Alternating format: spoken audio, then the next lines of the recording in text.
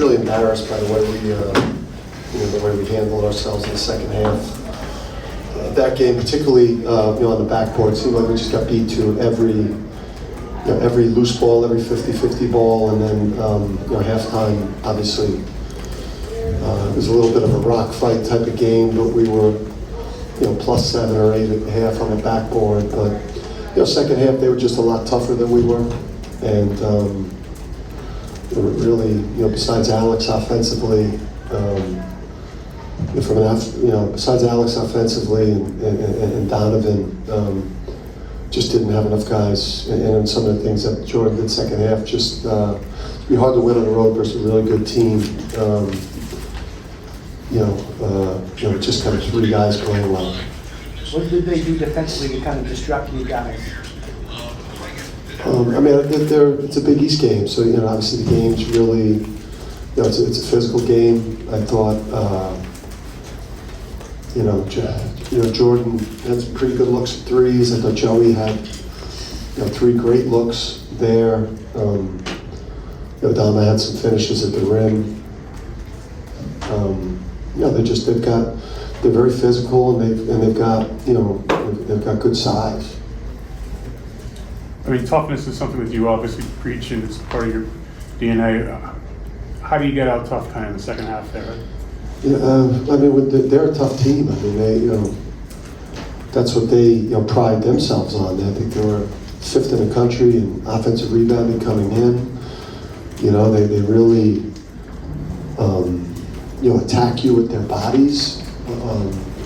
Even on the offensive end of the court, the way they throw their bodies into you.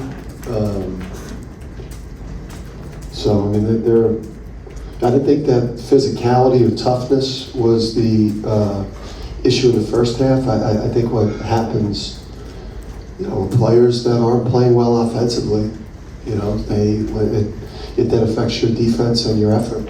When you're missing shots or you're not having a very good game offensively, it affected the effort of multiple players. Dan, before the game, you said Bryce Hopkins, player of the year type candidate. After coaching against him for the first time live, how would you assess his play? He's an NBA player. We were scared when we watched the film, and we knew it'd be a tough matchup for Alex.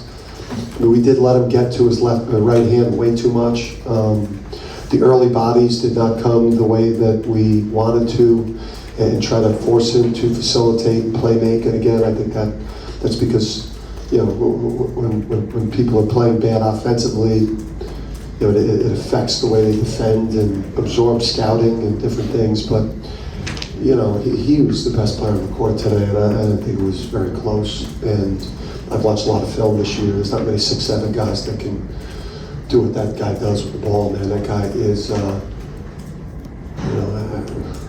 he may be we get the kid from Alabama who's a big time player, but I thought might have been the best individual player we played against this year. And not getting to the foul line, is that a function of not attacking the rim the way you were earlier in the year with Tristan?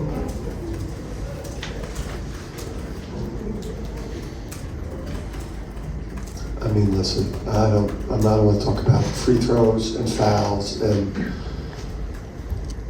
I don't want to get into that.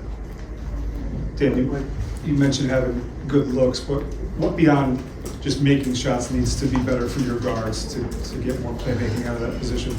At a point guard position, you're talking about? Just your guard play in general. Yeah, I just think Andre he put himself in that position. He was just overly hyped up. This is his second foul. You can't commit and take yourself out of the first half. And I couldn't play him in the first half because he's such an aggressive player. I had no choice but to sit him. It's really hard to sit 17 minutes in the first half and then try to find the rhythm. So, if we don't get more than that from Andre, we're going to struggle. He kind of had the game robbed by himself by committing that second really bad foul, and for Tristan and the guards off the bench, you got to be razor sharp. The conference play is a lot different than the non-conference play, man. These games, there's a tightness you got to have to your game. you know, and there's a tension to these games that you know, that these guys have got to adjust quickly to. Coach, you had Donovan and Dama out there together at some points today. What did you like about that? Maybe what did you not like about it? I mean, we didn't have much time to practice with it, so it was not you know, pleasing to the eyes in terms of the alignments of everything out there. But you know, I wanted to get Donovan on the court. I mean, Donovan was great today. I mean, him and Alex were our two best players. Jordan second half. Generally, that's not a great formula to go win on the road versus a really good team. You know, obviously we needed our older guys to be better, but we've got to get Donovan's minutes up some way.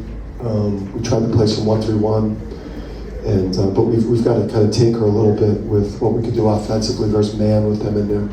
Dan, what did they do defensively to kind of speed you up? And it seems as if they got up and transition in that second half that hurt you guys. Yeah, I don't know if it's anything they did defensively. I think they're, you know, like a top 70 defensive team coming in.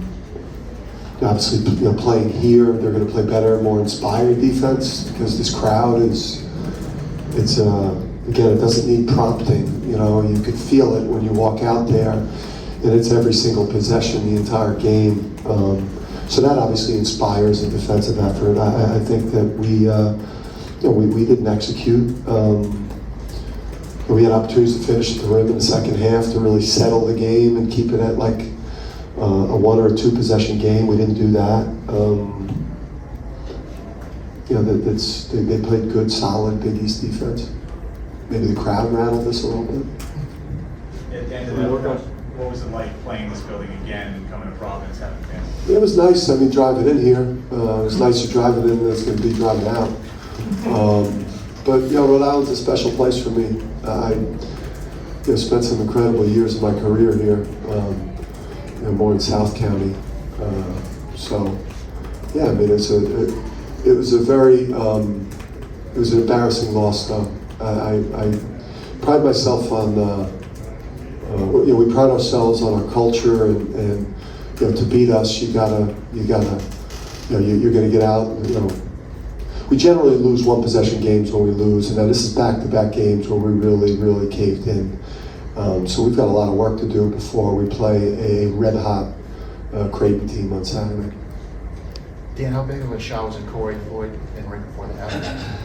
What was that? Corey Floyd in the 3. Yeah, I mean, that was just a bad situation where just we didn't finish, you know, multiple possessions like that where the ball kind of, you know, squirted somewhere with 2 on the shot clock, and then I think there was another one lock in the first half there where the ball was just loose, and you know, credit Providence. I mean, those guys were making multiple efforts, and second half, a couple saves on the sideline. I mean, they played with a desperation tonight that in the second half that we didn't match. What did you see or not see from the Dama, particularly in the second half when it was scoreless? Just Yeah, I mean, I just, maybe it was more just how well Donovan was playing. You know, Dama had those, a couple things at the rim.